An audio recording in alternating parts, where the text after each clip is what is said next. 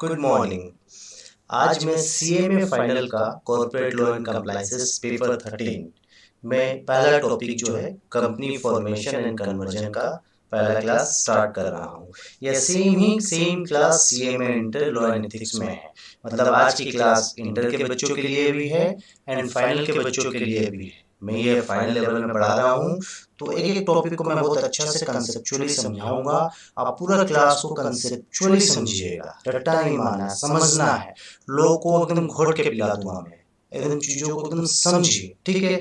मैं directly class में आ रहा हूँ। सबसे पहले मैं कंपनी का मीनिंग आपको समझा रहा हूँ। कंपनी का मीनिंग क्या होता है देखिए, ठीक है। कंपनी का मीनिंग, ठीक है। आई एम स्टार्टिंग कंपनी, ठीक है। कंपनी आपको समझाते हैं कंपनी मीनिंग।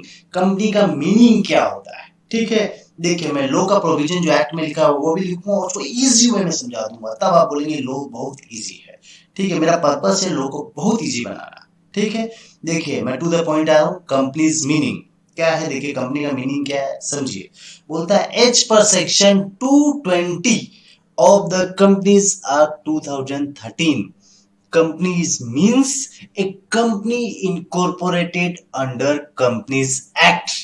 मतलब यही है कि कंपनी का सिंपल सा मीनिंग है कि जो कंपनी इनकॉर्पोरेटेड हुई है कंपनीज एक्ट में। सिंपल सा मीनिंग यह है कि जो कंपनी कंपनीज एक्ट में बनी है उसको कंपनी बोलते हैं। याद रखिएगा, जो कंपनी कंपनीज एक्ट में बनी है, इंडियन कंपनीज एक्ट में, याद रखिए, जो कंपनी कंपनीज एक्ट के अंदर इनकॉर्पोरेट हुई है उसको बोलते हैं कंपनी। सिंपल सा, 2 सबसेक्शन 20 याद रखिएगा। एक कंपनी मीन्स आपको ये लिखना है company incorporated under companies act. Simple सा मीनिंग वही है, जो कंपनी कंपनी एक्ट में बनी है उसको कंपनी बोलते हैं। अब देखिए, कंपनीज एक्ट अभी 2013 है, उससे पहले 1956 था और उससे एक प्रीवियस एक्ट था। तो आपको सिर्फ याद रखना है, कंपनी जो कंपनी इनकॉर्पोरेट हुई है कंपनीज एक्ट में, जो कंपनी कंपनीज एक्ट में बनी है उसको कंपनी बोलते हैं, उसको इंडियन कंपनी बोलते हैं। हेंस देखिए, foreign company is not a company. Foreign company एक कंपनी नहीं है। क्यों? क्योंकि फॉरेन कंपनी फॉरेन एक्ट में बनती है, इंडिया में सिर्फ प्लेस ऑफ बिजनेस होता है उसका, इसीलिए फॉरेन कंपनी को कंपनी नहीं बोलते हैं, यह एक बॉडी कॉर्पोरेट है, याद रखिएगा। Hence foreign company is not a company. देखिए, आप समझिए कि अब मेरा पर्पस ये आपको समझाने की कंपनी बनाते क्यों है। आज मैं या आप एक कंपनी को रजिस्टर्ड करेंगे, बनाएंगे, उसका पर्पस क्या है इसको समझिए। देखिए, company is a legal entity formed by a group of individual to operate a business। याद रखिए, कुछ आदमी को लीगल नाम से बिजनेस करना पड़ता है, लीगल फॉर्म में बिजनेस करना पड़ता है, इसीलिए कंपनी बनती है। क्योंकि कंपनी को एक लीगल स्टेटस दिया गया है इंडिया में, इसीलिए कंपनी बनाते हैं, क्योंकि हम लोग लीगली काम कर पाए। तो सिंपल भाषा में बोला जाता है company is a legal entity formed by a group of individual to operate a business। अब देखिए, अब हम पढ़ाएंगे कि क्लासिफिकेशन ऑफ कंपनी क्या होता है। ये बहुत इंपॉर्टेंट है। कंपनी मतलब सीधा ही याद रखना है, वह कंपनी जो इंडिया में कंपनीज एक्ट के हिसाब से बनी है। सिंपल सा बात यही है। अब क्लासिफिकेशन ऑफ कंपनी या टाइप ऑफ कंपनीज क्या है। सबसे पहला क्लासिफिकेशन है on the basis of members. Members के बेसिस में क्लासिफिकेशन क्या है। OPC 1 person company, public company, private company and small company. आगे मैं इसका डिटेल में पढ़ा रहा हूं, फिर अदर क्लासिफिकेशन पढ़ाऊंगा।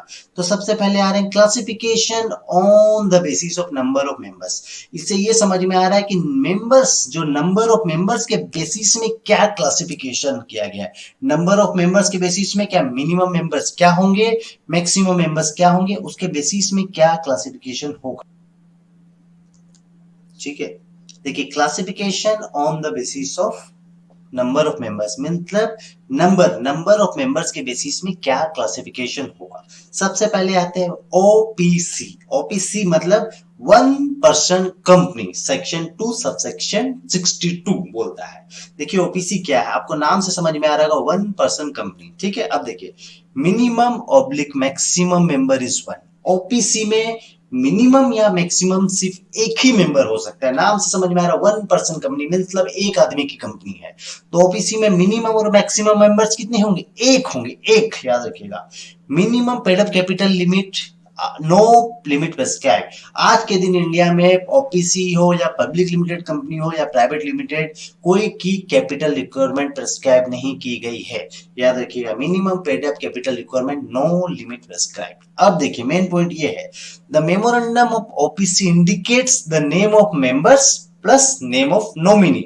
नॉमिनी मींस कौन? यदि कंपनी का जो मेंबर है, 1 पर्सन जो मेंबर है ओपीसी का, वह मर जाएगा तो कंपनी को कौन संभालेगा, कौन उसका प्रॉपर्टी का ओनर होगा, कौन उसकी लायबिलिटी का जिम्मेदारी होगा। इसीलिए जो मेमोरेंडम बनता है ओपीसी का, वह मेंबर्स का नाम बताता है, प्लस मेंबर्स के बिहाफ में कोई नॉमिनी होगा उसका नाम भी मेमोरेंडम में डालना पड़ता है।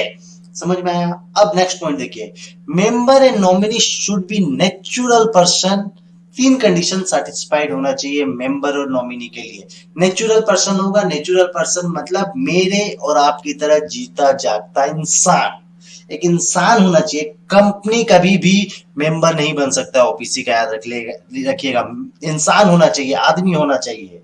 दूसरा कंडीशन, वो आदमी इंडियन सिटीजन होना चाहिए। तीसरा कंडीशन, रेसिडेंट इन इंडिया होना चाहिए। रेसिडेंट इन इंडिया मतलब 182 दिन इंडिया में होगा।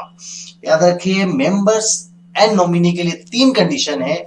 नेचुरल पर्सन होना चाहिए मतलब इंसान होना चाहिए, इंडियन सिटीजन होना चाहिए, और इंडिया का रेसिडेंट होना चाहिए। इंडिया का रेसिडेंट मतलब 182 दिन वो इंडिया में रहा होगा पिछले साल। समझ में आया? अब देखिए नेक्स्ट पोर्शन बोलते हैं, one members of OPC cannot become members of other OPC, he may become nominee of other OPC. मतलब एक ओपीसी का मेंबर दो दूसरा ओपीसी में मेंबर नहीं हो सकता है। मतलब एक आदमी एक ओपीसी का सिर्फ एक ही मेंबर हो सकता है। मतलब एक मेंबर्स दो ओपीसी नहीं बना सकता। चीज को समझिएगा, ये क्यों गाया गया? क्योंकि मैं क्या करता है, एक प्राइवेट कंपनी नहीं बना के छोटा छोटा 10 ओपीसी बना लेता और टैक्स बेनिफिट भी ले लेता और ओपीसी का बेनिफिट भी ले लेता। इसीलिए गवर्नमेंट ने ये रूल बनाया कि आदमी लोग चालाकी से 10 ओपीसी बना के बड़ा कंपनी नहीं बनाया। इसीलिए बोला गया है कि छोटा आदमी के लिए ही है ओपीसी, इसीलिए एक छोटा आदमी ही बनाएगा। इसीलिए वह जो मेंबर होगा ओपीसी का, उसके नाम पे दूसरी ओपीसी नहीं होगी। मतलब एक आदमी की सिर्फ एक ही ओपीसी होगी। एक आदमी 4 ओपीसी नहीं बना सकता है। पर्पस समझ में है?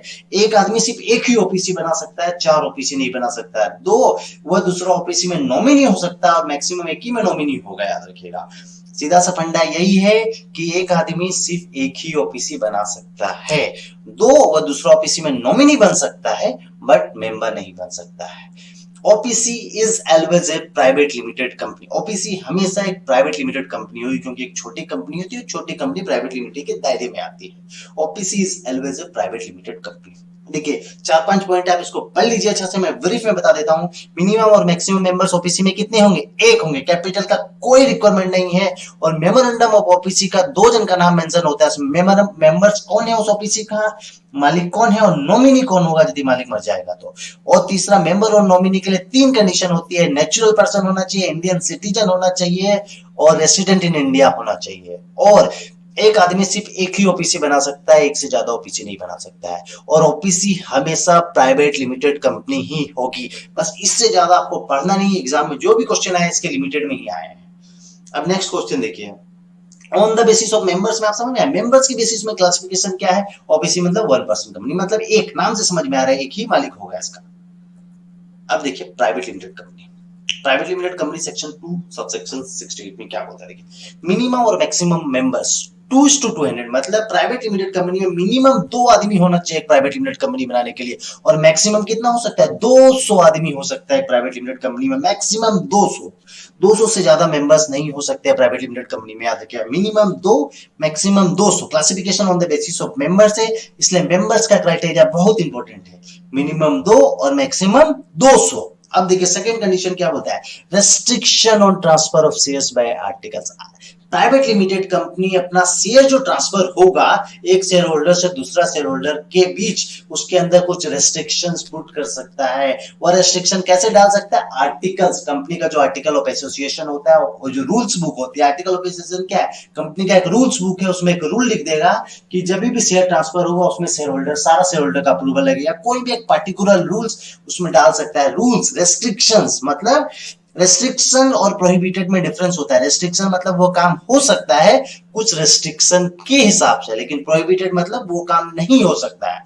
तो restriction on transfer of shares bye article means private limited company अपना शेयर को ट्रांसफर कर सकता है दूसरा जगह, बट उसके उसके रिगार्ड में कुछ रेस्ट्रिक्शन डाल सकता है। ब्रैकेट में मैंने लिख भी दिया, ट्रांसफर हो सकता है शेयर, बट सम रेस्ट्रिक्शन, कुछ रेस्ट्रिक्शन प्राइवेट लिमिटेड कंपनी चाहे तो अपना आर्टिकल ऑफ एसोसिएशन में डाल सकता है रिगार्डिंग ट्रांसफर ऑफ शेयर।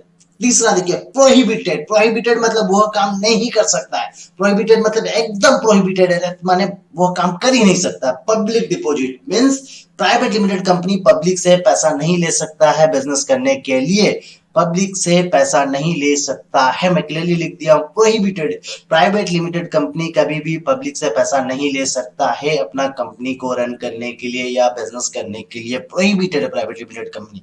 ये जो रेड करके रखा हूं मैं वो बहुत इंपॉर्टेंट है। 3 कंडीशन एकदम याद रखिएगा, मिनिमम और maximum members 2/200, restriction on transfer of shares by putting rules on articles, restriction on transfer of shares bye article, simple सा बात है। और प्रोहिबिटेड पब्लिक डिपॉजिट, पब्लिक से पैसा नहीं ले सकता है। या देखिए number of members shall not include current employ और पास्ट एम्प्लॉय। जो नंबर ऑफ मेंबर्स 200 है उसमें करंट एम्प्लॉय, कंपनी का कोई करंट एम्प्लॉय है या पास्ट एम्प्लॉय है, वो काउंट नहीं होता। और minimum paid up capital limit जो है private limited company, public limited company, small company, OPC के लिए कोई कैपिटल लिमिट नहीं है जो डेट, इसलिए कंडीशन आप तीनों में लिख दीजिएगा, minimum paid up capital limits, no limit prescribed.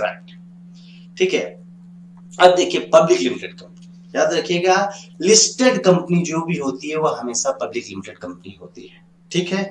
अब देखिए मिनिमम और मैक्सिमम मेंबर्स, क्योंकि classification on the basis of members है इसीलिए।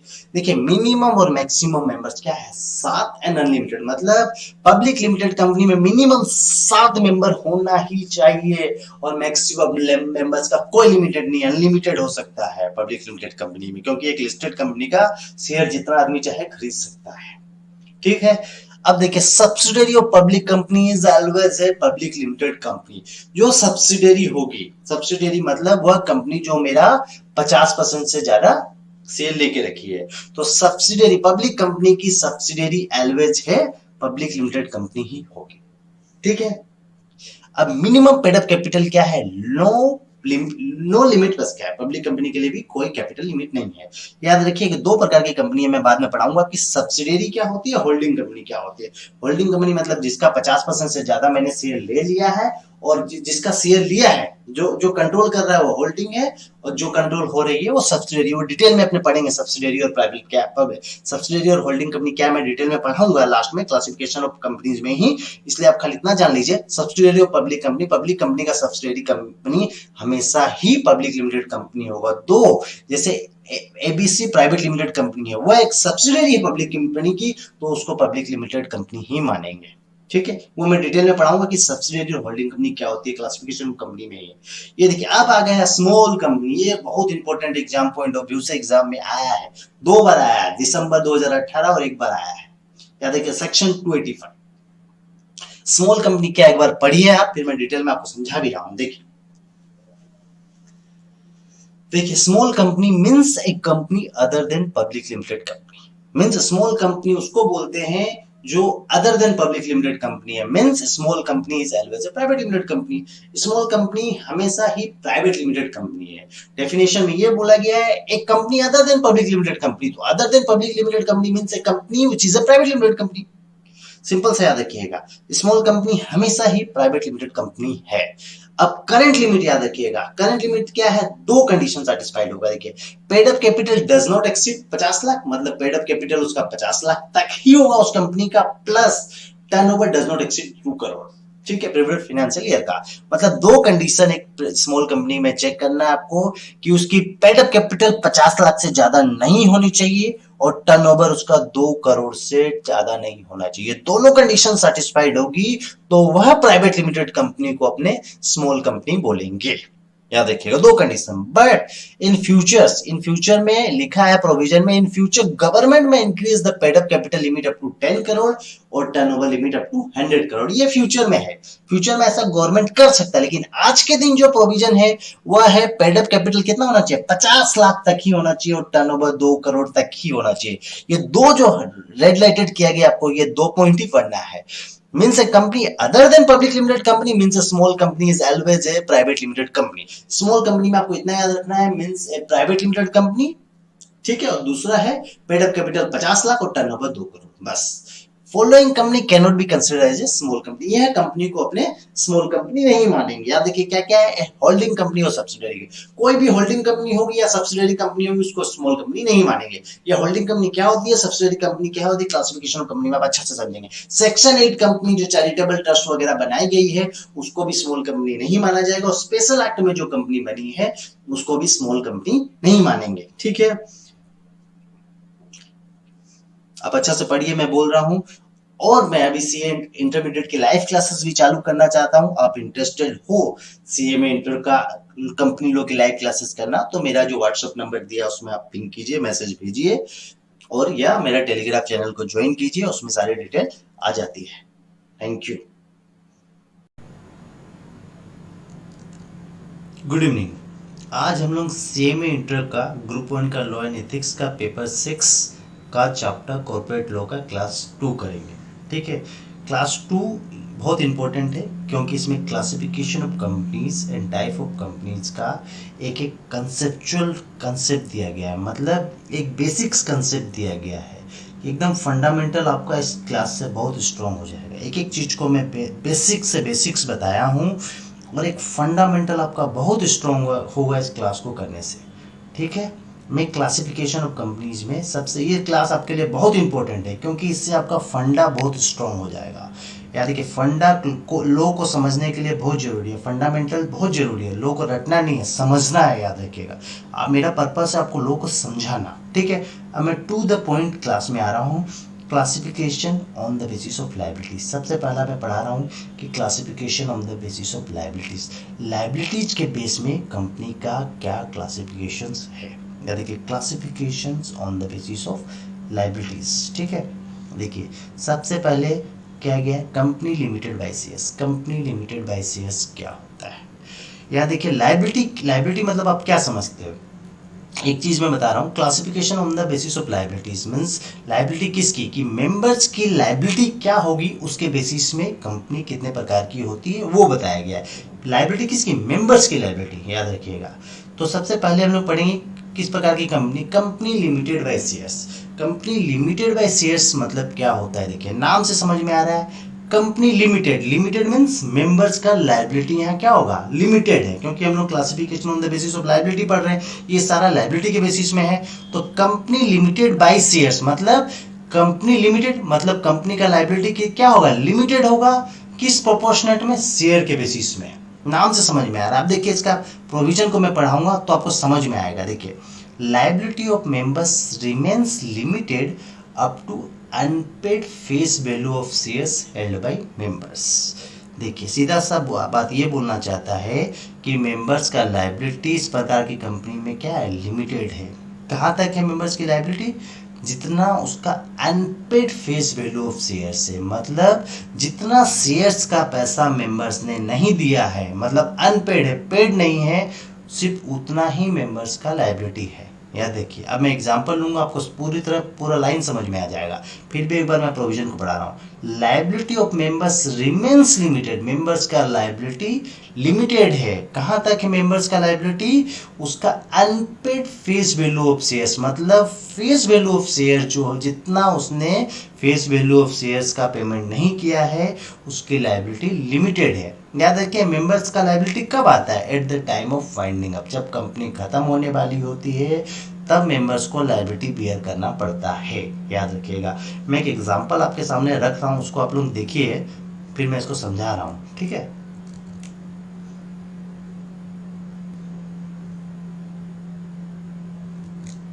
देखिए एग्जाम्पल क्या है, mister A members of ABC limited buy 1 lakh shares of ABC limited. A ने 1 लाख शेयर्स एबीसी लिमिटेड का खरीदा है, ठीक है। Face value of shares is face value of each shares of ₹10। Share का दाम कितना है? फेस वैल्यू है 10 रुपया। मिस्टर ए पेड ₹6 पर शेयर। मिस्टर ए ने 6 रुपया पर शेयर पेमेंट किया है और ₹4 पर share is remains unpaid.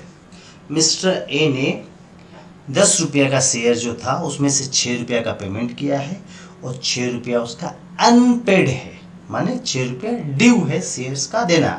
Sorry, 10 रुपया का शेयर था, मिस्टर ए ने 6 का पेमेंट किया है और पर शेयर्स उसको 4 रुपया देना बाकी है, मतलब अनपेड है, ठीक है। अब देखिए, ABC limited is going to be winding up and total liability at the time of winding up is ₹6 lakh रुपया। बोलता है एबीसी लिमिटेड वाइंडिंग अप हो रहा है, मतलब एबीसी लिमिटेड क्या हो रहा है? एबीसी लिमिटेड खत्म हो रहा है और खत्म होते समय उसका लायबिलिटी आ रहा है 6 लाख रुपया। अब बताइए इस केस में ए का लायबिलिटी कितना होना चाहिए? अब इस प्रकार की कंपनी, ये क्या है? Company limited by shares limited है, मतलब लायबिलिटी लिमिटेड है। कंपनी का लायबिलिटी क्या है? लिमिटेड है। अब देखिए इस प्रकार की कंपनी का प्रोविजन देखिए, liability of members remains limited up to unpaid face value of shares held by members. मतलब मेंबर्स का लायबिलिटी कितना होगा? जितना शेयर्स का दाम उसने पेमेंट नहीं किया है, मतलब up to unpaid face value of shares. तो यहाँ पर unpaid face value of share कितना है? 4 रुपया उसने पर शेयर पेमेंट नहीं किया है और उसके पास शेयर्स कितना है? 1 लाख शेयर्स है, 4 रुपया करके कितना होगा उसका? 4 लाख से ज्यादा का लायबिलिटी नहीं होगा। कंपनी लिमिटेड है बाय शेयर से, मतलब मेंबर्स का लायबिलिटी लिमिटेड है और मेंबर्स का लायबिलिटी कितना होगा? जितना का उसने शेयर्स का पेमेंट नहीं किया है, up to unpaid face value of shares. तो unpaid face value of shares कितना है? 4 रुपया पर शेयर्स है, उसका 1 लाख का शेयर्स है, 4 रुपया करके ए का लायबिलिटी इस केस इस प्रकार की कंपनी में मैक्सिमम 4 लाख ही होगा। तो कंपनी का क्या है? कंपनी वाइंडिंग अप हो रहा है, लेकिन टोटल लायबिलिटी कंपनी की कितनी है? देखिए 6 लाख रुपया है, बट ए को मैक्सिमम लायबिलिटी कितना बियर करना पड़ेगा? 4 लाख रुपया। तो ये क्या classification on the basis of liability पढ़ रहे हैं कि लायबिलिटी के बेसिस में कंपनी का क्या क्लासिफिकेशन है। तो सबसे पहले कंपनी लिमिटेड बाय शेयर्स है, लिमिटेड मतलब लायबिलिटी लिमिटेड है। तो यहाँ देखिए फर्स्ट प्रकार की कंपनी में क्या है? शेयर होल्डर की जो मेंबर्स की लायबिलिटी लिमिटेड। कंपनी लिमिटेड मतलब लायबिलिटी लिमिटेड। कंपनी की लायबिलिटी क्या लिमिटेड है? कितना, कब तक, कहां तक लिमिटेड? जितना का unpaid face value of share से, मतलब सीधा सा बात है, इस प्रकार की कंपनी में शेयर होल्डर जितना पैसा पहले ड्यू है शेयर होल्डर का, उतना का ही लायबिलिटी वो बियर करेगा। मतलब 10 रुपया का शेयर था, उसने 6 रुपया का पेमेंट किया था, 4 रुपया ड्यू था, मतलब जितना शेयर का पैसा देना बाकी है उतना ही उसका लायबिलिटी आएगा। इस प्रकार की कंपनी में सीधा सा मतलब समझ में आया। Company limited by shares means members, company का मेंबर्स का लायबिलिटी उतना ही होगा जितना का शेयर्स का उसको पैसा देना बाकी है।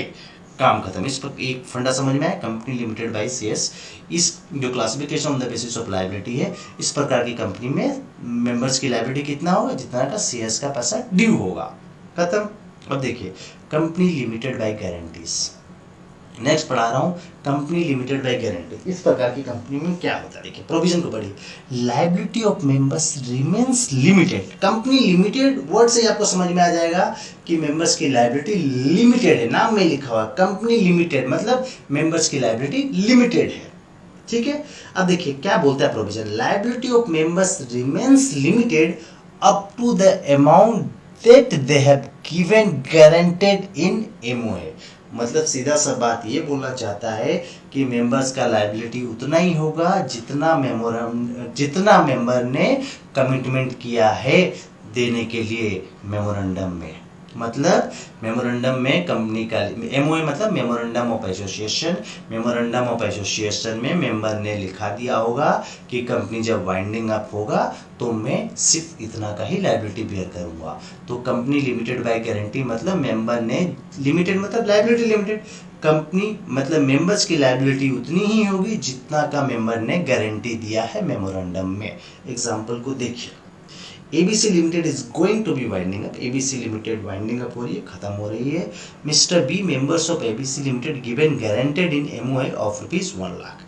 मिस्टर जो बी ने बोला है मेमोरेंडम में लिखा दिया है कि मैं सिर्फ 1 लाख की लाइबिलिटी लूंगा, उससे ज्यादा की नहीं लूंगा। अब देखिए total liability at the time of winding up is 2 lakh, but A को सिर्फ कितना बियर करना पड़ेगा, 1 लाख ही, क्योंकि कंपनी लिमिटेड बाय गारंटीड है। मतलब लाइबिलिटी ऑफ मेंबर्स उतना ही होगा जितना मेंबर ने गारंटी लिया है। मतलब मेंबर ने मेमोरेंडम में लिखा दिया है कि मैं इतना का ही लाइबिलिटी लूंगा। गारंटीड इन एमओए मतलब मेंबर ने मेमोरेंडम में गारंटी ले ली है, मतलब मेमोरेंडम में लिखा दिया है कि मैं इतनी ही लाइबिलिटी की गारंटी लेता हूँ। सीधा सा बात है, कंपनी लिमिटेड बाय गारंटी मतलब मेंबर्स का लाइबिलिटी उतना ही होगा जितना का मेंबर्स ने मेमोरेंडम में गारंटीड बोल के, जिस अमाउंट को मेमोरेंडम में गारंटेड अमाउंट करके मेंबर्स ने लिखा दिया है। मतलब मेंबर्स का लाइबिलिटी उतना ही होगा जितना मेंबर्स ने मेमोरेंडम में लिखाया है। सीधा सा याद रखना है। तो कंपनी लिमिटेड बाय गारंटी नाम से समझ में आ रहा है, मेंबर्स का लायबिलिटी उतना ही होगा जितना अमाउंट का मेंबर्स ने गारंटेड लिया है, गारंटी लिया है मेमोरेंडम में। मतलब मेमोरेंडम में मेंबर्स ने लिखा दिया कि मैं इतना का ही लायबिलिटी लूंगा। एग्जांपल देखिए, 1 लाख समझ में आया। एबीसी लिमिटेड वाइंडिंग अप हो रहा था, लेकिन मेंबर्स ने मेमोरेंडम में 1 लाख की लायबिलिटी का कमिटमेंट किया था, गारंटी लिया था 1 लाख लायबिलिटी का ही। कंपनी का वाइंडिंग अप के समय 2 लाख का लायबिलिटी आ गया। बट इस प्रकार की कंपनी में मेंबर्स का लायबिलिटी जो है लिमिटेड है, क्योंकि classification on the basis of liability पर है और उसका लायबिलिटी जो लिमिटेड है, तो वहाँ पर इसकी लायबिलिटी सिर्फ 1 लाख की होगी। सिंपल सा बात, नाम में आपको समझ में आ रहा है। अब देखिए नेक्स्ट पढ़ेंगे अनलिमिटेड कंपनी। नाम में देखिए लिमिटेड नहीं है, अनलिमिटेड है, मतलब लायबिलिटी इज अनलिमिटेड। नाम में समझ में आ रहा है। Unlimited company means liability of members remains unlimited, मतलब मेंबर्स का लायबिलिटी का कोई लिमिट नहीं है। नाम में आपको समझ में आ रहा है, अनलिमिटेड कंपनी, मेंबर्स का लायबिलिटी का कोई लिमिट नहीं है।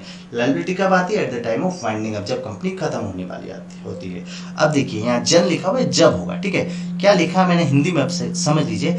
जब तक मेंबर्स का सारा असेट सेल नहीं हो जाता, मींस वो इंसॉल्वेंट नहीं हो जाता, तब तक वह लायबिलिटी बियर करेगा। मतलब मेंबर्स जब तक भिखमंगा नहीं हो जाता तब तक वो कंपनी का लायबिलिटी बियर करेगा। सीधा सा बात है।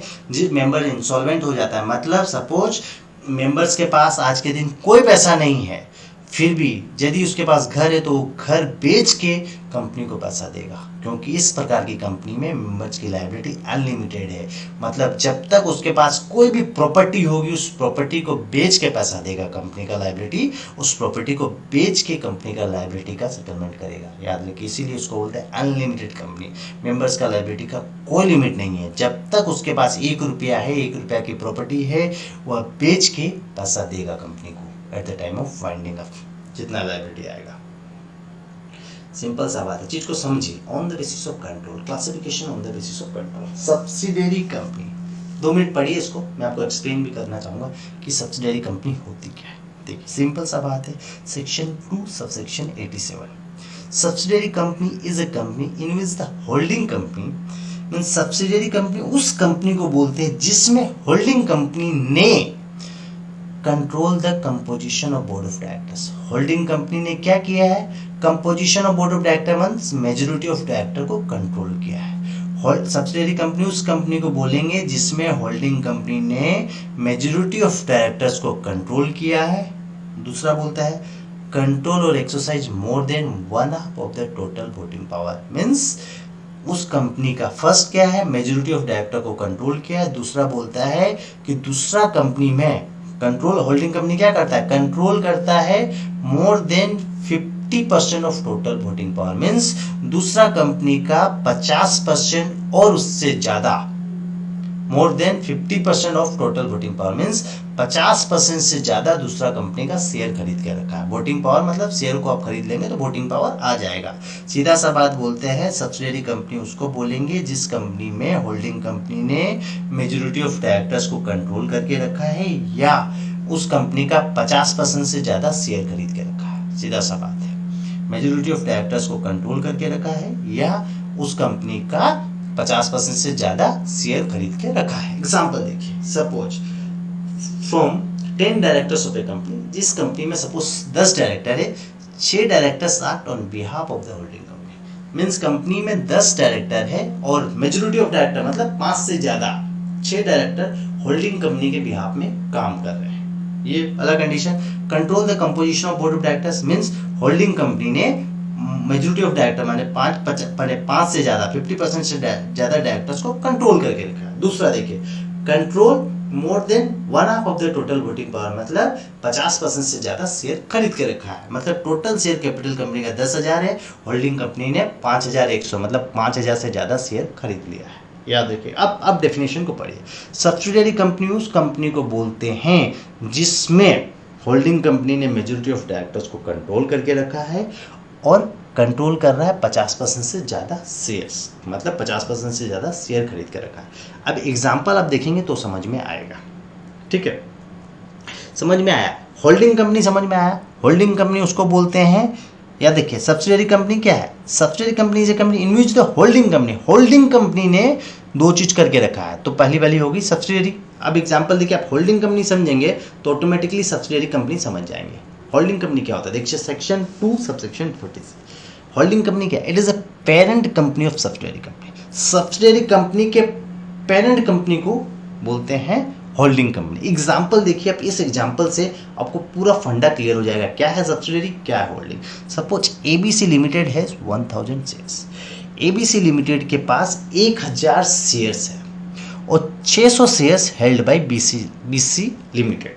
देखिए बीसी लिमिटेड ने 600 शेयर्स खरीद के रखा है। यहाँ देखिए, control more than 50% of the total voting power, मतलब 50% से ज़्यादा शेयर किसी ने खरीद के रखा है। तो यहाँ पर एग्जांपल देखिए, एबीसी लिमिटेड के पास 1000 शेयर्स था, उसमें से 600 शेयर्स बीसीडी लिमिटेड ने खरीद लिया, मतलब 50% से ज़्यादा शेयर्स बीसीडी लिमिटेड ने खरीद लिया है। तो जो कंपनी 50% से ज़्यादा शेयर खरीद रहा है तो वो हो जाएगा होल्डिंग कंपनी। तो बीसीडी लिमिटेड क्या है? होल्डिंग कंपनी है। सपोज एबीसी लिमिटेड का 10 डायरेक्टर था और 10 डायरेक्टर्स में से 6 डायरेक्टर्स बीसीडी लिमिटेड के डायरेक्शन में काम करता है, माने बीसी लिमिटेड को, माने बीसी लिमिटेड का सारा बात मानता है। तो इस केस में भी बीसी लिमिटेड क्या है? होल्डिंग कंपनी हो जाएगा। चीज को समझिए। और यदि बीसीडी लिमिटेड होल्डिंग कंपनी है तो automatically ABC limited subsidiary company हो जाएगा। यदि एक होल्डिंग होगा तो दूसरा ऑटोमेटिकली सब्सिडियरी कंपनी हो जाएगा। तो होल्डिंग कंपनी मतलब समझ में आया? वो पेरेंट्स कंपनी जो उसका 50% से ज़्यादा शेयर, माने 50% से ज़्यादा शेयर खरीद के रखा है या मेजोरिटी ऑफ डायरेक्टर्स को कंट्रोल कर रहा है, वो होल्डिंग कंपनी हो गया। और दूसरा कंपनी ऑटोमेटिकली सब्सिडियरी कंपनी हो गया। तो इस एग्जांपल में देखिए, एबीसी लिमिटेड का क्या 1000 शेयर्स है, जिसमें से 600 शेयर्स बीसीडी लिमिटेड ने खरीद के रखा है। तो बीसीडी लिमिटेड क्या होता है? मेजोरिटी ऑफ शेयर्स इसका खरीद के रखा है 50% से ज़्यादा, तो बीसीडी लिमिटेड क्या हो जाएगा? Holding company. और एबीसी लिमिटेड क्या ऑटोमेटिकली सब्सिडियरी कंपनी हो जाएगा। समझ में आया? जो पेरेंट्स है, जो ज़्यादा होल्ड कर रहा है वो है होल्डिंग, और जिसका होल्ड कर रहा है वो है सब्सिडियरी। अब इसको समझ में आया? समझ में आया? ये घुमा फिरा के बोलता है subsidiary company is a company in which, subsidiary company उसको बोलेंगे जिसमें होल्डिंग कंपनी ने जिस कंपनी का डायरेक्टर, माने majority of directors holding company control करता है, तो दूसरा हो गया सब्सिडियरी कंपनी। और जिस कंपनी का 50% शेयर होल्डिंग कंपनी खरीद के रखा है वो हो गया सब्सिडियरी कंपनी। जो खरीद के रखा है वो होल्डिंग कंपनी। इस एग्जाम्पल को समझ लीजिए, आप समझ जाएंगे। अब नेक्स्ट में आ जाते हैं हम लोग on the basis listing of shares. Listing of shares के बेसिस में क्लासिफिकेशन ऑफ कंपनी क्या है। सिंपल सा नाम में आपको समझ में आ रहा है, लिस्टेड कंपनी। प्रोविजन क्या बोलते हैं? देखिए, सिक्योरिटीज और share listed on a recognised stock exchange. ठीक है, चीज को समझिए।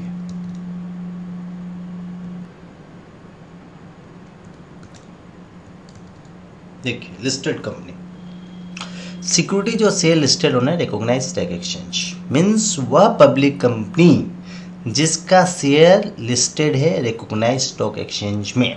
सिंपल सा भाषा में, वह पब्लिक कंपनी जिसका शेयर बाई और सेल हो रहा है स्टॉक मार्केट में, एनएससी और बीएससी में जिस कंपनी का शेयर बाई किया जा रहा है या सेल हो रहा है उसको बोलते हैं listed company. Example ITC limited, Reliance limited, Tata group etcetera. जिसका शेयर स्टॉक मार्केट में बेचा या खरीदा जा रहा है उसको बोलते हैं लिस्टेड कंपनी।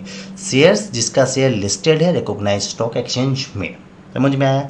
अनलिस्टेड कंपनी, याद रखिएगा, unlisted company means a public company whose share is not listed on A stock exchange. मतलब वह पब्लिक कंपनी जिसका शेयर लिस्टेड नहीं है स्टॉक मार्केट में। मतलब वह पब्लिक कंपनी जिसका शेयर स्टॉक मार्केट के द्वारा बाई और सेल नहीं हो रहा है, उसको बोलते हैं अनलिस्टेड कंपनी। याद रखिएगा, लिस्टेड कंपनी और अनलिस्टेड कंपनी हमेशा पब्लिक लिमिटेड कंपनी ही होगी। ठीक है। On the basis of government control means government company किसको बोलते हैं? देखिए, government company means 50% or more shares are held by central government oblique या स्टेट गवर्नमेंट या दोनों, बोथ। मीन्स वह कंपनी जिसका 51% और उससे ज़्यादा शेयर्स कौन लेके रखा है? सेंट्रल गवर्नमेंट ने लेके रखा है या स्टेट गवर्नमेंट ने ले रखा है या दोनों ने मिला के रख के रखा है। एग्जाम्पल देखिए, IOC लिमिटेड हैज 10,000 शेयर्स। ठीक है। पहला एग्जाम्पल बोलता है 6,000 shares are held by central government, मतलब 60% शेयर्स सेंट्रल गवर्नमेंट ने हेल्ड करके रखा है। ये ऑटोमेटिकली गवर्नमेंट कंपनी हो गया क्योंकि 51% से ज़्यादा है। दूसरा बोलता है 5100 shares are held by state government, मतलब 51% शेयर्स किसने लेके रखा है? स्टेट गवर्नमेंट ने, तो भी एक गवर्नमेंट कंपनी हो गई। तीसरा बोलता है 3000 shares are held by central government, मतलब 30% plus 30% share held by state government, मतलब दोनों ने मिला के 51% से ज़्यादा का होल्ड करके रखा है, 60% का होल्डिंग है, तो यह भी एक गवर्नमेंट कंपनी हो गई। मतलब सीधा सा बात है, गवर्नमेंट कंपनी मीन्स वह कंपनी जिसका 51% और मोर, मतलब 51% उस कंपनी का 51% और उससे ज़्यादा शेयर्स किसने होल्ड करके रखा है? सेंट्रल गवर्नमेंट ने, स्टेट गवर्नमेंट ने या दोनों ने मिला के। एग्जाम्पल देख लीजिए, एक कंपनी का 10,000 शेयर्स था जिसमें से 6,000 शेयर्स सेंट्रल गवर्नमेंट ने ले रखा है, मतलब 60% शेयर्स, यदि 51% से ज़्यादा सेंट्रल गवर्नमेंट ने ले लिया या स्टेट गवर्नमेंट ने ले लिया उस कंपनी का शेयर, या दोनों ने मिला के भी ले लिया, तो उसको गवर्नमेंट कंपनी बोल देंगे। सिंपल सा बात है। अब देखिए एसोसिएट कंपनी, ये बहुत फंडा, एकदम इजी फंडा है। देखिए समझिएगा, if one company hold significant influence on another company then another company is associate company. Means बोलता है, यदि एक कंपनी दूसरे कंपनी पे सिग्निफिकेंट इन्फ्लुएंस करता है तो दूसरे कंपनी को एसोसिएट कंपनी बोलते हैं। Significant influence means hold at least 20% of total shares capital, मतलब सिग्निफिकेंट इन्फ्लुएंस मतलब होता है 20% ऑफ शेयर कैपिटल। मतलब एक कंपनी यदि दूसरा कंपनी का 20% शेयर खरीद लेता है तो जिस कंपनी का 20% शेयर खरीदा गया उस कंपनी को बोलेंगे एसोसिएट कंपनी। एग्जाम्पल देखिए, समझ में आ रहा है? एग्जाम्पल देखिए, ABC लिमिटेड है 10,000 शेयर्स। ABC लिमिटेड का कितना? 10,000 शेयर्स था। BCD limited holds 2,000 shares of ABC limited. ABC के पास 10,000 शेयर था, उसमें से BCD लिमिटेड ने 20% शेयर्स खरीद लिया। ठीक है। अब here ABC limited is an associate company of BCD limited. ठीक है। अब ABC लिमिटेड यहाँ क्या हो गया? Associate company. एसोसिएट कंपनी मतलब समझ में आया? यदि हम किसी कंपनी का 20% शेयर खरीद लेते हैं, जिस कंपनी का हमने 20% शेयर खरीदा है उस कंपनी को बोलेंगे एसोसिएट कंपनी। समझ में आया? Associate company. और 20% share, at least 20% of share capital को ही सिग्निफिकेंट इन्फ्लुएंस बोलते हैं। ठीक है। और यदि एक एसोसिएट होगी तो दूसरी कंपनी को होल्डिंग कंपनी बोलते हैं। समझ में आया? यदि कोई किसी कंपनी का 20% शेयर खरीद लेता है तो उस कंपनी को बोला जाएगा, जिसका शेयर खरीदे हम लोग उसको बोलेंगे एसोसिएट कंपनी। सिंपल सा बात है। एग्जाम्पल को समझिए, एग्जाम्पल कंसेप्ट को क्लियर कीजिए। कंसेप्ट क्लियर होगा, कोई भी लो का लॉजिक समझना पड़ेगा। लो में आपको लॉजिकली चीज़ों को समझना पड़ेगा, अंडरस्टैंडिंग करना पड़ेगा, रटना नहीं है लो को। समझिएगा लो को। देखिए अब आया बैंकिंग कंपनी। बैंकिंग कंपनी सिर्फ ये आपको इतना याद रखना है, means A company defined under section 5C of banking regulation act 1949। Example axis bank limited. Banking company वह कंपनी है जो section 5C of banking regulation act में बोली गई है। Example axis bank limited. सीधा सा बात, इसमें और कुछ उच्च माथा नहीं लगाना है। बैंकिंग रेगुलेशन एक्ट में जिस कंपनी को डिफाइन किया गया है उसी को बैंकिंग कंपनी बोलेंगे। काम खत्म। अब फॉरेन कंपनी देखिए, फॉरेन कंपनी के लिए 2 कंडीशन सेटिस्फाइड होना चाहिए, तभी उसको फॉरेन कंपनी बोलेंगे। Company incorporated outside India, plus company India के बाहर इनकॉर्पोरेटेड हुई हो, मतलब कंपनी का रजिस्ट्रेशन इंडिया के बाहर हुआ हो, plus and establish a place of business in India and conduct business activity in India। Means वह कंपनी जो इंडिया के बाहर इनकॉर्पोरेट हुई है बट इंडिया में एक प्लेस ऑफ बिजनेस इस्टेब्लिश किया है और बिजनेस एक्टिविटी इंडिया में कर रहा है। कंपनी इंडिया के बाहर बनी है लेकिन इंडिया में प्लेस ऑफ बिजनेस है और बिजनेस एक्टिविटी इंडिया में है, उसी को बोलेंगे फॉरेन कंपनी। अब देखिए ये classification on the basis of members, ये मैंने कल की क्लास में कराया था, आज मैं इसको शॉर्ट में आपको समझा रहा हूँ। सबसे पहले बोलेंगे वन पर्सन कंपनी। नाम से समझ में आ रहा है वन पर्सन कंपनी मीन्स एक आदमी की कंपनी। देखिए अब 5 पॉइंट है, इसका पॉइंट को मैं समझा रहा हूँ। मिनिमम और maximum members is one person company में मिनिमम एक आदमी होगा और मैक्सिमम भी मेंबर्स एक ही होगा। Minimum paid up capital limit, no limit prescribe. आज के दिन इंडिया में ओपीसी हो या प्राइवेट कंपनी हो या पब्लिक कंपनी हो या स्मॉल कंपनी हो, किसी की भी paid up capital requirement prescribe नहीं की गई है। पुराने एक्ट में प्रेस्क्राइब की गई थी, अभी कोई लिमिट नहीं है। ठीक है, नेक्स्ट में आ रहा है the memorandum of OPC indicate the name of members plus name of nominee. Nominee क्या होता है कि मेंबर्स मर जाएगा तो उसके बाद उस कंपनी का एसेट किसका होगा या लायबिलिटी को कौन बियर करेगा, उसको बोलते हैं नॉमिनी। तो मेमोरेंडम ऑफ ओपीसी, जो मेमोरेंडम ऑफ एसोसिएशन बनेगा वन पर्सन कंपनी का, उसमें 2 आदमी का नाम रहेगा मेंबर्स का कंपनी का plus nominee of members, members का नॉमिनी उसका नाम रहेगा। और एक कंडीशन देखिए, members and nominee should be natural person plus Indian citizen plus resident in India. जो मेंबर और नॉमिनी होगा ओपीसी का वह नेचुरल पर्सन होगा, मतलब मेरे और आपकी तरह जीता जागता इंसान होगा। मीन्स कंपनी नहीं होगा, इंसान होगा, प्लस वह इंसान इंडियन सिटीजन होगा प्लस रेसिडेंट इन इंडिया होगा, मतलब 182 डेज प्रीवियस ईयर में रहा होगा इंडिया में। मतलब सीधा से याद है कि ओपीसी सिर्फ इंडियन ही बना सकते हैं, बाहर का आदमी आके इंडिया में ओपीसी नहीं बना सकता है। ओपीसी सिर्फ इंडियन को ही अधिकार है बनाने का।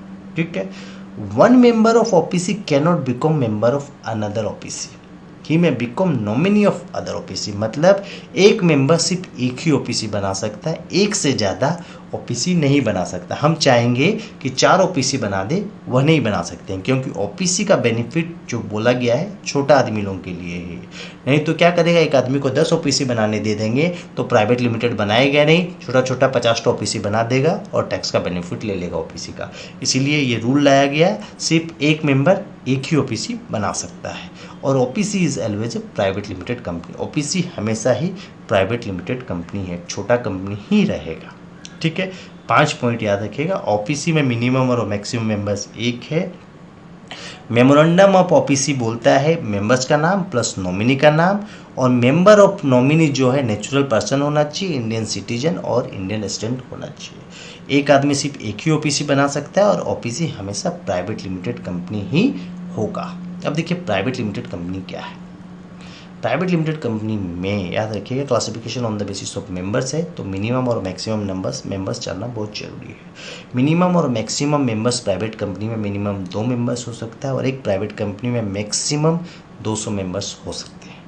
Restriction on transfer of shares by articles, मतलब प्राइवेट कंपनी अपना शेयर ट्रांसफ़र में, एक आदमी से दूसरा आदमी को जो शेयर जाएगा उसका ट्रांसफ़र में कुछ कंडीशन डाल सकता है। मतलब ट्रांसफ़र हो सकता है बट उसके लिए कुछ कंडीशन डाल सकता है अपना article of association. Article of association private company का रूल्स बुक होता है, तो उसमें वह कुछ कंडीशन डाल सकता है। देखिए ब्रैकेट में मैंने लिख दिया है, ट्रांसफ़र हो सकता है but some restrictions private limited company put on कर सकता है उसका आर्टिकल ऑफ एसोसिएशन में। Prohibited public deposit means public से पैसा नहीं ले सकता है। या देखिए रेस्ट्रिक्शन मतलब वह काम हो सकता है, प्रोहिबिटेड मतलब वह काम हो ही नहीं सकता। याद रखिएगा, तो प्राइवेट कंपनी कभी भी पब्लिक से पैसा नहीं ले सकता है। या देखिए number of members shall not include current employ plus past employ. जो प्राइवेट कंपनी का मेंबर्स का लिमिट है 200, उसमें कभी भी कंपनी का एम्प्लॉय काउंट नहीं होगा, या करंट एम्प्लॉय हो या पुराना एम्प्लॉय हो। और पेड अप कैपिटल का लिमिट जो है आज के दिन किसी कंपनी में नहीं है इंडिया में। पब्लिक कंपनी याद रखिएगा, मिनिमम और मैक्सिमम मेंबर्स, पब्लिक कंपनी में मिनिमम 7 मेंबर होते हैं, मैक्सिमम मेंबर्स की कोई लिमिटेड नहीं है, जितने भी हो सकते हैं। और subsidiary of public company is always a private limited company, always a public limited company means public company का सब्सिडियरी कंपनी जो है हमेशा पब्लिक लिमिटेड कंपनी ही होगा। दो उसका नाम प्राइवेट लिमिटेड होगा तो भी उसको पब्लिक लिमिटेड कंपनी ही मानेंगे और कैपिटल का कोई रिक्वायरमेंट नहीं है। अब स्मॉल कंपनी है, बहुत इंपॉर्टेंट क्वेश्चन है, याद रखिए एग्जाम पॉइंट ऑफ व्यू से। स्मॉल कंपनी सेक्शन 2 सेक्शन 85 में बोला गया means A company other then a public limited company, means वह कंपनी जो पब्लिक लिमिटेड कंपनी नहीं है, मीन्स वह कंपनी जो प्राइवेट लिमिटेड कंपनी है। सिंपल सा भाषा में यही है। Small company is always a private limited company. Small company हमेशा प्राइवेट लिमिटेड कंपनी ही है। और करंट लिमिट क्या बोलता है, देखिए स्मॉल कंपनी के लिए paid up capital does not exceed 50 lakh और turnover does not exceed 2 crore. दो कंडीशन है, प्लस मतलब दोनों कंडीशन प्रीवियस फाइनेंशियल ईयर का बोलता है वह कंपनी जिसका पेड अप कैपिटल 50 लाख तक है या टर्नओवर 2 करोड़ तक है उसी को हम स्मॉल कंपनी मानेंगे आज के दिन इंडिया में। याद रखिए प्रीवियस फाइनेंशियल ईयर का टर्नओवर देखेंगे, ठीक है। बोलता है इन फ्यूचर गवर्नमेंट में increase the paid up capital limit up to 10 crore और turnover limit up to 100 crore. Government ने बोला है आज के दिन 50 लाख का कैपिटल का रूल्स है और टर्नओवर का 2 करोड़ का रूल है, लेकिन फ्यूचर में हम इसको बढ़ा सकते हैं, ठीक है। जब बढ़ेगा देखा जाएगा। आपको सिर्फ ये याद रखना है स्मॉल कंपनी में कैपिटल का लिमिट 50 लाख है, अप टू 50 लाख है, प्लस टर्नओवर का लिमिट 2 करोड़, मतलब दोनों कंडीशन हमको देखना है। और following company can not be considered as a small company. ये सब कंपनी को कभी भी स्मॉल कंपनी नहीं माना जाएगा। एक होल्डिंग कंपनी हो या सब्सिडियरी कंपनी किसी कंपनी की होगी तो नहीं मानेंगे। सेक्शन 8 की कंपनी होगी, चैरिटेबल ट्रस्ट वगैरह होगा तो स्मॉल कंपनी नहीं मानेंगे। स्पेशल एक्ट की company, banking company, electricity company ये सब होगी तो स्मॉल कंपनी नहीं मानेंगे। मेरा वीडियो आपको पसंद आया तो चैनल को लाइक सब्सक्राइब जरूर कीजिएगा। और कोई पार्टिकुलर टॉपिक आपको समझना है तो प्लीज़ कमेंट बॉक्स में बोलिए, मैं आपको वो टॉपिक जरूर समझाऊंगा।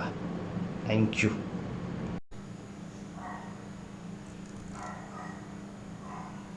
Good morning.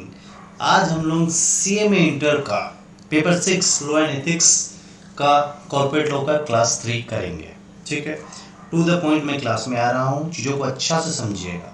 सबसे पहले अपने पढ़ेंगे MOA, memorandum of association and article of association क्या होता है, चीज़ को समझिए। 2 important documents required before incorporation of a company। कोई भी कंपनी बनाने से पहले, कंपनी को इनकॉर्पोरेशन करने से पहले यह 2 इम्पोर्टेंट डॉक्यूमेंट्स बनाने बहुत जरूरी है। क्या क्या? Memorandum of association and article of association. Memorandum of association क्या चीज़ है वो मैं आगे पढ़ा रहा हूँ। देखिए MOA means memorandum of association.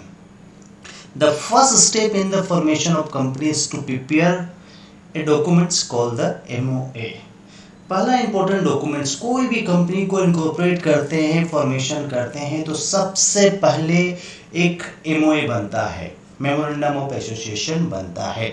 Memorandum of association simple भाषा में एक पतली सी किताब होती है, पतली सी कुछ बुक्स होती है जिसमें कंपनी के कुछ पॉइंट्स लिखे रहते हैं। कि कंपनी पॉइंट्स क्या क्या, कंपनी के कुछ क्लोजेस लिखे रहते हैं। देखिए आगे मैं पढ़ाऊंगा तो समझ में आएगा। It's contain the name of the company, it's registered office address, its object and it's liability. Means memorandum of association एक पतली सी किताब है जिसमें कंपनी का नाम लिखा रहेगा, कंपनी का रजिस्टर्ड ऑफिस का एड्रेस लिखा रहेगा, कंपनी का ऑब्जेक्ट लिखा रहेगा, माने क्यों कंपनी बनी, माने कंपनी किस ऑब्जेक्ट से बनी। जैसे ट्रेडिंग की कंपनी तो ट्रेडिंग का ऑब्जेक्ट है, एंड इट्स लायबिलिटी मेंबर की लायबिलिटी होगी। अब हम डिटेल में पढ़ाएंगे कि जो बुक्स रहेगी पतली सी, मेमोरेंडम ऑफ एसोसिएशन आप देखिएगा पतली सी बुक होती है, उसमें कंपनी का डिटेल लिखा रहता है जो हम लोग ROC में सबमिट करते हैं।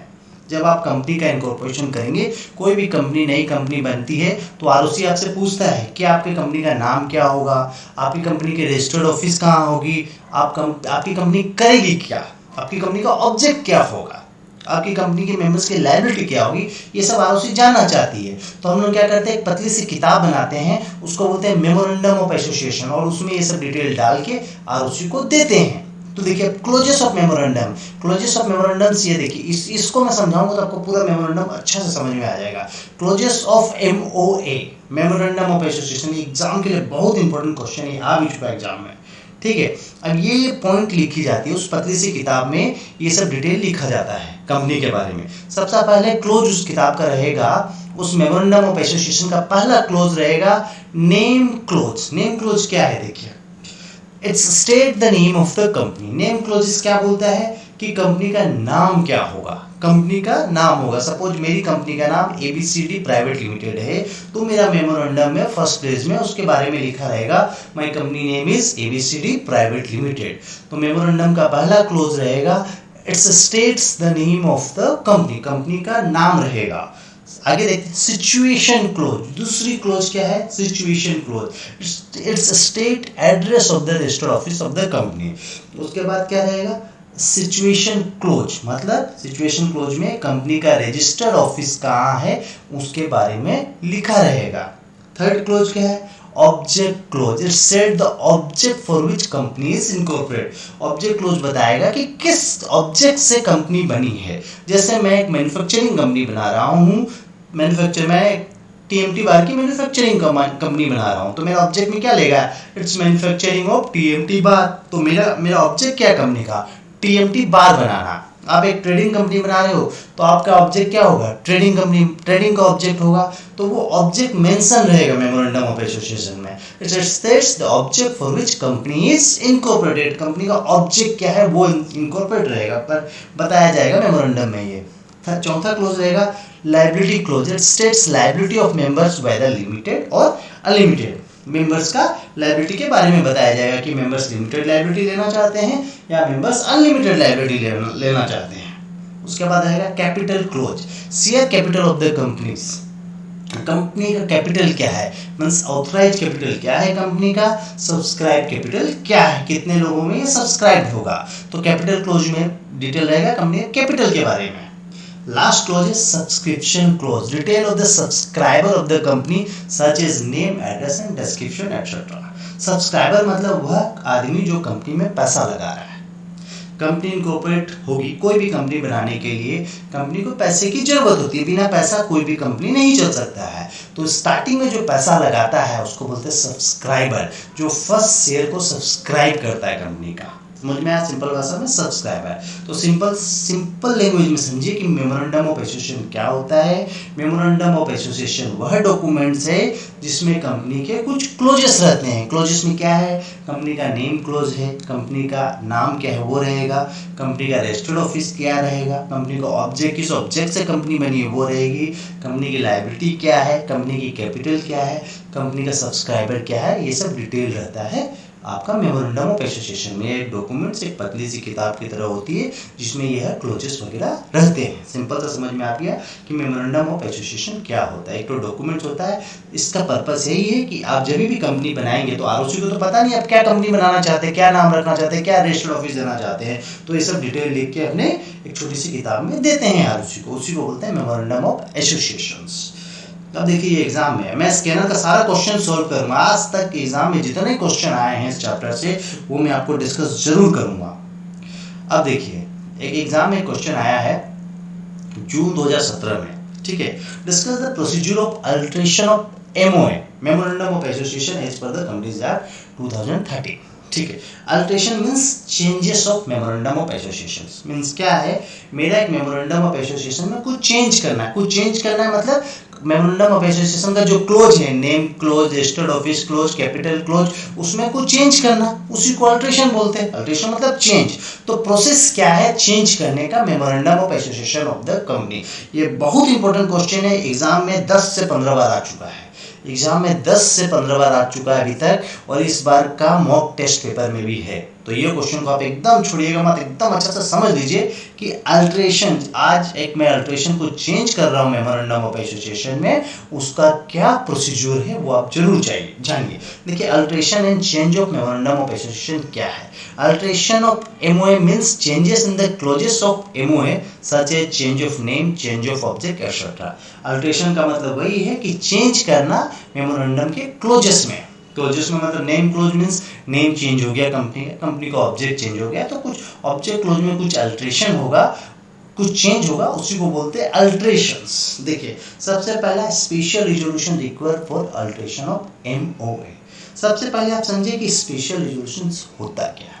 सिंपल भाषा में special resolution means share holder लोग किसी चीज को अप्रूव करेंगे, किसी चीज में एग्री होंगे, और स्पेशल रिजोल्यूशन मींस 75%, 100 में से 75% शेयर होल्डर उस चीज में एग्री होंगे, तब वह चेंजेस ला सकते हैं हम तब वह चेंजेस कर सकते हैं मेमोरेंडम के क्लोजेस में। मतलब 100 में से 75% आदमी एग्री होने चाहिए। कंपनी के शेयर होल्डर जो कंपनी में पैसा लगा के रखे हैं 100 में से 75% एग्री होंगे तो उसको बोलते हैं स्पेशल रिजोल्यूशंस।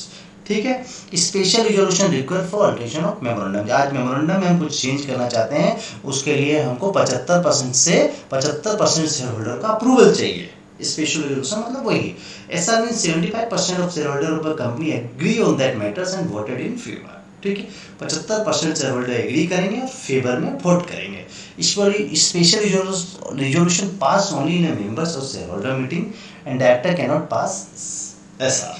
सिंपल सा बात है, देखिए शेयर होल्डर्स या मेंबर्स उनकी जो मीटिंग होती है उसको बोलते हैं ईजीएम, और डायरेक्टरों की जो मीटिंग होती है उसको बोलते हैं बोर्ड मीटिंग। और ईजीएम एनुअल जनरल मीटिंग जो शेयर होल्डरों की मीटिंग होती है या एजीएम होती है एक्स्ट्राऑर्डिनरी जनरल मीटिंग या एनुअल जनरल मीटिंग शेयर होल्डरों की मीटिंग होती है, और उसमें जो भी रिजोल्यूशन पास होगा, ठीक है, वो है एसआर। एसआर हमेशा शेयर होल्डर लोग ही पास करते हैं और डायरेक्टर लोग क्या पास करते हैं, बोर्ड रिजोल्यूशन। ये सिंपल सा रिजोल्यूशन के बारे में जान के रखिए। तो सीधा सा बात है, आज मेमोरेंडम में कुछ भी चेंज करना है उसके लिए हमको शेयर होल्डर का अप्रूवल चाहिए, एसआर चाहिए, स्पेशल रिजोल्यूशन चाहिए। मतलब 75% शेयर होल्डर का अप्रूवल होगा तो हम मेमोरेंडम ऑफ एसोसिएशन में कुछ चेंज कर पाएंगे। ये मेन पॉइंट है, आपको ये याद रखना है। SR required for alteration of MOA. ठीक है, जब भी पढ़ाई करेंगे ये जरूर जानिएगा, behind every successful business decision there is always a CMA. CMA बिना बिजनेस सक्सेस नहीं हो सकता है। अब देखिए process of alteration and changes of MOA. Process क्या है, मेमोरेंडम में कुछ चेंज करने का प्रोसेस क्या है, किसी भी क्लोज में आप कुछ चेंज करना चाह रहे हो उसका प्रोसेस क्या है। देखिए change of name of the company, आज हम कंपनी का नाम चेंज करना चाह रहे हैं तो क्या होगा, need approval of central government. बिना सेंट्रल गवर्नमेंट के अप्रूवल के कंपनी का हम नाम चेंज नहीं कर सकते, तो सीजी का अप्रूवल सबसे पहले चाहिए। दूसरा है change in registered office from one state to another need CG approval. यदि एक स्टेट से दूसरा स्टेट मेरा रजिस्टर्ड ऑफिस ट्रांसफर हो रहा है, उड़ीसा से महाराष्ट्र मेरा ऑफिस चला गया, उसके लिए भी हमको सेंट्रल गवर्नमेंट का अप्रूवल चाहिए। विद इन द स्टेट होगा कोई अप्रूवल नहीं चाहिए, लेकिन एक स्टेट से दूसरा स्टेट होगा तो हमको मेमोरेंडम ऑफ एसोसिएशन में चेंज करना पड़ेगा और सीजी का अप्रूवल लेना पड़ेगा।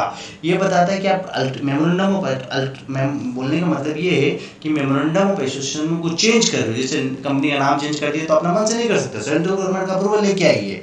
रजिस्टर्ड ऑफिस चेंज हो रहा है एक स्टेट से दूसरा स्टेट, सीजी का अप्रूवल चाहिए।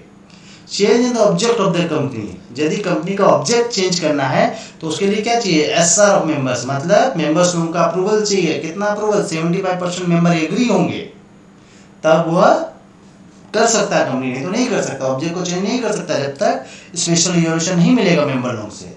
Change of liability close, liability close के लिए भी मेंबर्स लोगों का अप्रूवल चाहिए, 75% मेंबर लोगों का अप्रूवल चाहिए, एसआर चाहिए। और शेयर कैपिटल में भी यदि कुछ चेंज करना चाहते हैं, change of share capital of the company, SR of member. Simple से याद रखिएगा, कंपनी का नाम या रजिस्टर्ड ऑफिस में कुछ चेंज करना चाहते हैं, नेम क्लोज या रजिस्टर्ड ऑफिस क्लोज में कुछ चेंज करना चाहते हैं तो उसके लिए सीजी का अप्रूवल चाहिए।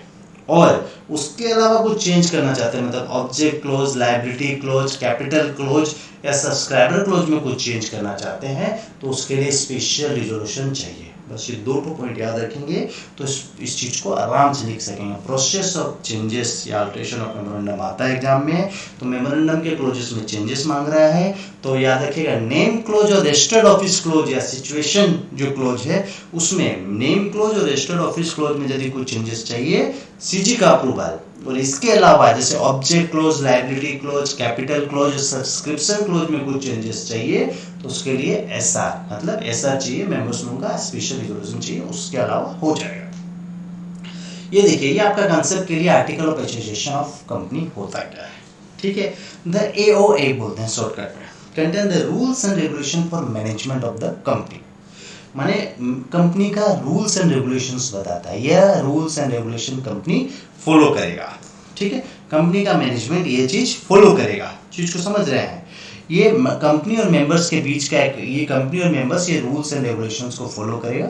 आर्टिकल ऑफ एसोसिएशन यही बोलता है, the rules and regulations, article of association rules and regulation बनाता है किसके लिए, management of the company, company का मेंबर्स लोगों के लिए रूल्स एंड रेगुलेशंस। आर्टिकल जैसे मेमोरेंडम ऑफ एसोसिएशन में नेम क्लोज, ऑब्जेक्ट क्लोज वगैरह लिखा जाता है, आर्टिकल ऑफ एसोसिएशन में रूल्स एंड रेगुलेशन लिखा जाएगा मेंबर्स लोगों के लिए। मेंबर्स लोगों के लिए जो रूल्स एंड रेगुलेशन लिखा जाता है article of association of the company में, क्या क्या रूल्स एंड रेगुलेशन किस पॉइंट में रहेंगे, किसके रिगार्ड में रहेंगे, ट्रांसफर ऑफ शेयर्स के रिगार्ड में रहेंगे, ट्रांसमिशन ऑफ शेयर्स के रिगार्ड में रहेंगे, buyback of shares, general meeting के लिए क्या रूल्स एंड रेगुलेशन है मेंबर्स उनके लिए, प्रॉक्सी अपॉइंट करने के लिए क्या रूल्स एंड रेगुलेशन है। बेसिकली आर्टिकल ऑफ एसोसिएशन यही बोलता है कि आर्टिकल ऑफ एसोसिएशन की जो पतली सी बुक होती है उसमें मेंबर्स लोगों के लिए क्या रूल्स एंड रेगुलेशन है कंपनी के रिगार्ड में वह लिखे रहेंगे। ठीक है, अब आता है नेक्स्ट टॉपिक जो एग्जाम में आया। देखिए नेक्स्ट टॉपिक एग्जाम में आया है दिसंबर 2016 में, ये भी बहुत इंपॉर्टेंट क्वेश्चन और बहुत बड़ा exam. State the procedure for shifting of registered office of the company from one state to another. Process क्या है, एक रजिस्टर्ड ऑफिस कंपनी का जो ऑफिस होता है उसको हम एक स्टेट से दूसरा स्टेट शिफ्ट करना चाहते हैं, उसका प्रोसेस क्या है। आगे सिंपल सा आगे प्रोविजन क्या है वो जान लीजिए। Every company within 15 days from the date of incorporation give detail of address of its registered office to the registrar. मतलब रजिस्टर्ड ऑफ कंपनी में मतलब बोलता है कोई भी कंपनी जब बनी है, जब इनकॉर्पोरेट हुई है, वहां से 15 दिन के अंदर आरओसी को आगे बताएगी कि मेरा यह रजिस्टर्ड ऑफिस है। कंपनी इनकॉर्पोरेशन होती है, वहां से INC 22 फाइल कर देती है। सिंपल सा मीनिंग है कोई भी कंपनी जब बनती है फर्स्ट टाइम, वहां से उसको 15 दिन के अंदर आरओसी को बताना पड़ता है कि मेरा रजिस्टर्ड ऑफिस यहाँ पर है। सिंपल सा बात है। अब जो एग्जाम क्वेश्चन है वो पढ़ेंगे, ये है change of address of registered office.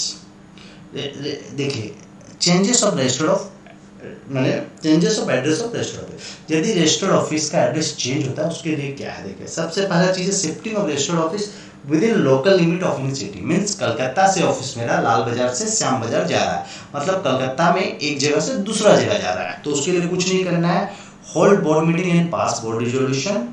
दूसरा फाइल आरओसी फॉर्म INC 22। मीन्स दो ही चीज करना है, बोर्ड मीटिंग्स मतलब डायरेक्टर लोगों का अप्रूवल लेना है, और दूसरा है आरओसी में मेरे को INC 22 फाइल करना है।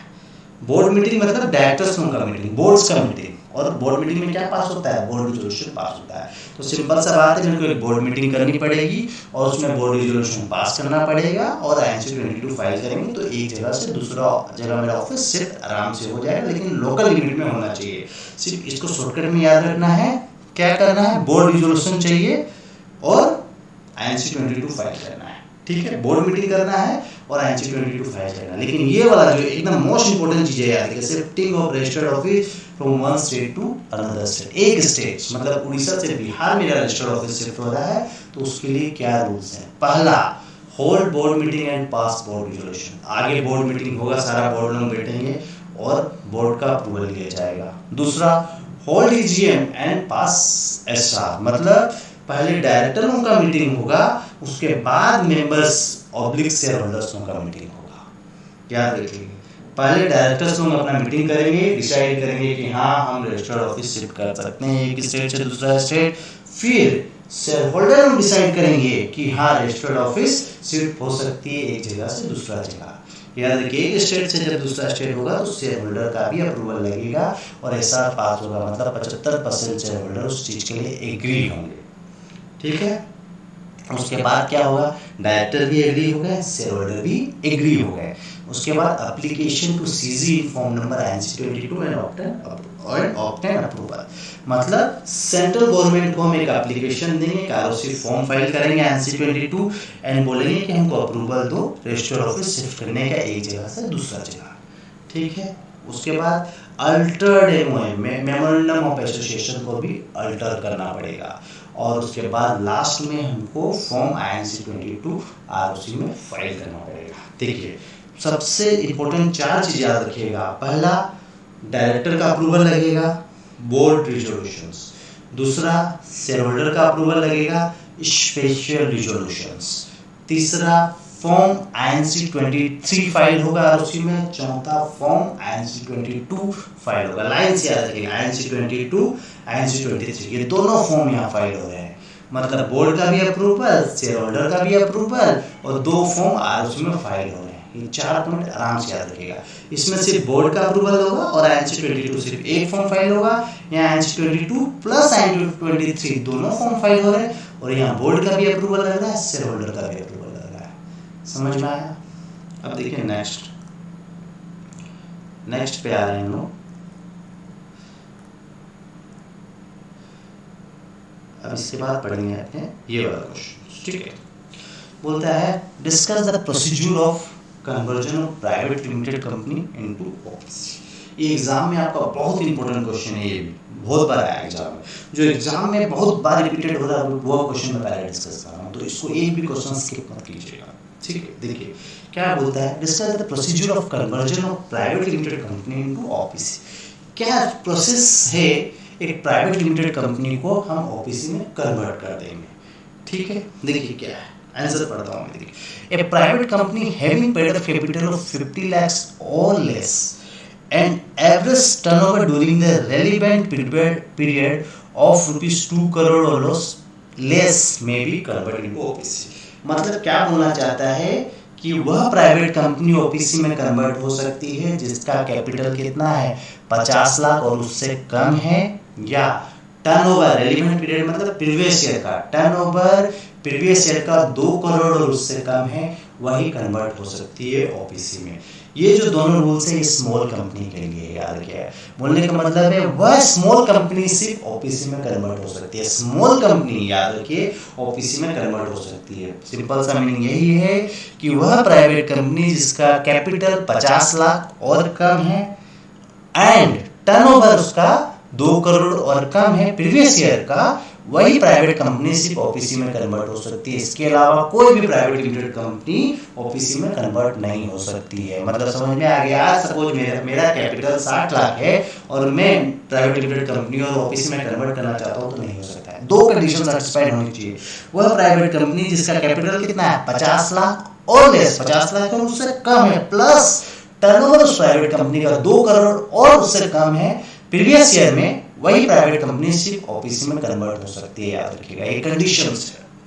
प्रोसेस फॉर कन्वर्जन, कन्वर्ट करने का प्रोसेस क्या है, रूल्स क्या है। सबसे पहले passing SR in EGM, SR means मतलब शेयर होल्डरों का अप्रूवल लगेगा। दूसरा file SR to ROC in form MGT 14। जो शेयर होल्डर का अप्रूवल है वो आरओसी को भी बताना पड़ेगा, मतलब आरओसी में फाइल करना पड़ेगा एमजीटी 14 में। समझ में आगे शेयर होल्डर का अप्रूवल लगेगा और वह शेयर होल्डर आरओसी को बताना पड़ेगा। आरओसी को कैसे बताएंगे, फॉर्म एमजीटी 14 में फाइल करके। Third rules NOC of conversion obtain from members and creditors.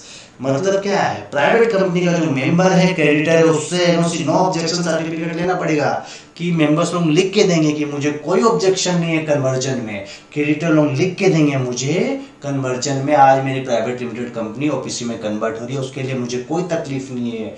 NOC ये नो ऑब्जेक्शन सर्टिफिकेट है मेरा। मतलब समझ में आ रहा है? पहले शेयर होल्डर का अप्रूवल लिया जाएगा, वह अप्रूवल आरओसी में फाइल होगा, उसके बाद मेंबर्स और क्रेडिटर से नो ऑब्जेक्शन सर्टिफिकेट लिया जाएगा। मतलब आप लोगों को कोई तकलीफ नहीं है, हम लोग इस प्राइवेट कंपनी को ओपीसी बना रहे हैं। तीसरा file to ROC conversion form INC 26। मतलब प्राइवेट कंपनी में ओपीसी कन्वर्ट होती है, उसके लिए एक फॉर्म है जो आईएनसी 6 बोलते हैं, वह आरओसी में फाइल होगा।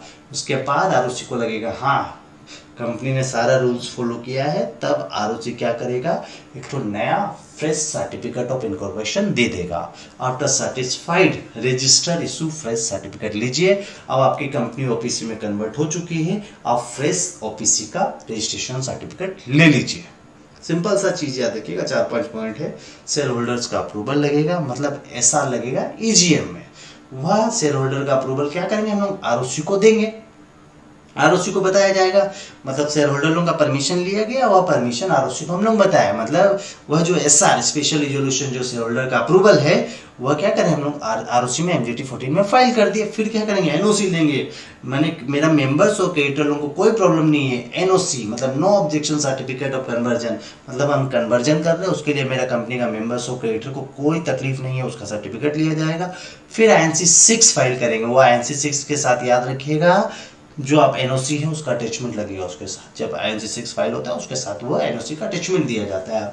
उसके बाद जब आरओसी सेटिस्फाइड हो जाएगा तो आरओसी एक तो फ्रेश सर्टिफिकेट इशू कर देगा। सिंपल सा क्वेश्चन था, ये बहुत इंपॉर्टेंट है। ये देखिए, ये जरूर आप याद रखिएगा, ये basic steps for incorporation of A company. Exam में नहीं आया लेकिन ये बहुत इंपॉर्टेंट है। ये आप नहीं समझेंगे तो पूरा चैप्टर का बेस आपका स्ट्रॉन्ग नहीं होगा, इसीलिए मैं इसको बता रहा हूँ। ये सबसे पहले पढ़ाना चाहिए, मैं सबसे लास्ट में पढ़ा रहा हूँ क्योंकि आपका स्ट्रॉन्ग अब ये चीज समझ में आएगा आपको। ठीक है, देखिए ये बहुत important question, basic steps for incorporation of company. Company बनाने के लिए ये बेसिक रूल्स है, ये बेसिक प्रोसीजर है, वो करना पड़ता है। सबसे पहले सिलेक्शन ऑफ डायरेक्टर्स, कंपनी का डायरेक्टर कौन बनेगा आगे हम लोगों को सिलेक्ट करना पड़ेगा, मैंने खोजना पड़ेगा कि company suppose private limited company बना रहे हैं तो कम से कम 2 डायरेक्टर है, प्राइवेट कंपनी में एप्लीकेबल है तो कम से कम 2 डायरेक्टर्स हमको सिलेक्ट करने पड़ेंगे। ऑब्टेन डिन ऑफ डायरेक्टर, डायरेक्ट डिन मतलब होता है डायरेक्टर आइडेंटिफिकेशन नंबर्स। हमको आरओसी से डिन लेना पड़ेगा वह 2 डायरेक्टर्स का। ठीक है, आरओसी में एक फॉर्म होता है, उसको फाइल कर देने से डायरेक्टर आइडेंटिफिकेशन नंबर आरओसी दे देती है, डायरेक्टर का केवाईसी लेती है। उसके बाद बोलती है हाँ आप इस दोनों को डायरेक्टर बना सकते हैं, इसके लिए आपको डिन दिया जाता है। तो सबसे पहले 2 आदमी को हम डायरेक्टर सिलेक्ट करेंगे, उस डायरेक्टर का डिन नंबर लेंगे आरओसी से। उसके बाद making digital signature of director, डायरेक्टरों का डिजिटल सिग्नेचर बनाया जाएगा। डिजिटल सिग्नेचर क्यों बनाते हैं कि फ्यूचर में कोई आरओसी में फॉर्म होता है तो उसको साइन करने के लिए, आरओसी में कोई फॉर्म होता है, आजकल तो डिजिटल सिग्नेचर चलता है तो फॉर्म वगैरह डिजिटल साइन होता है तो उसके लिए एक डिजिटल सिग्नेचर बनाया जाता है डायरेक्टर लोगों का। ठीक है, उसके बाद ये तो बेसिक प्रोसेस है, डायरेक्टर को सिलेक्ट करेंगे, डायरेक्टर का डिन नंबर लेंगे, उस डायरेक्टर का डिजिटल सिग्नेचर बनाएंगे। ये बेसिक स्टेप्स। अब देखिए उसके बाद है application for availability of name. मेरे को जो नाम चाहिए आगे हम वो चेक करेंगे कि मेरे को नाम मिल भी सकता है नहीं भी मिल सकता है, तो उसके लिए एक एप्लीकेशन फॉर्म होता है INC1 बोल के, उसके लिए हम लोग उसको फाइल करते हैं आरओसी को। उसमें नेम एप्लीकेशंस का डाटा रहता है, वो फाइल करके हम बता देता है आरओसी कि आपको ये नाम अवेलेबल होगा या नहीं। अब डॉक्यूमेंटेशन में सबसे पहले डॉक्यूमेंटेशन बनेगा memorandum of association and article of association. ये एक पतली सी बुक होगी, मेमोरेंडम में बता दिया हूँ नेम क्लोज ऑब्जेक्ट क्लोज वगैरह रहेगा, और आर्टिकल ऑफ एसोसिएशन में rules and regulation of management, क्या क्या रूल्स एंड रेगुलेशन है मैनेजमेंट का उसके बारे में रहेगा। Filing of documents to the ROC, ये सब डॉक्यूमेंट्स आरओसी को फाइल होगा। और furnishing verification of registered office, registered office का डिटेल जो 15 दिन के अंदर अपने देते हैं आरओसी को वो देंगे। और सब चीज़ देने के बाद आरओसी हमको एक तो सर्टिफिकेट ऑफ इनकॉर्पोरेशन दे देगा। सर्टिफिकेट ऑफ इनकॉर्पोरेशन दे देगा मतलब मेरा कंपनी इनकॉर्पोरेट हो गया, बन गया है। स्टेप्स को एक बार देख लीजिए, आपको अच्छे से याद हो जाएगा। उसके बाद इस टॉपिक में मैं जो भी डिस्कस करूंगा आपको स्कैनर का सारा क्वेश्चन सॉल्व कर दूंगा। और सीएमए में बहुत बार रिपीट होता है एग्जाम का क्वेश्चन आया हुआ, तो एक भी क्लास मेरा मत छोड़िएगा। और मेरा चैनल आपको अच्छा लगा तो मेरे चैनल को सब्सक्राइब और लाइक जरूर कीजिएगा। Thank you.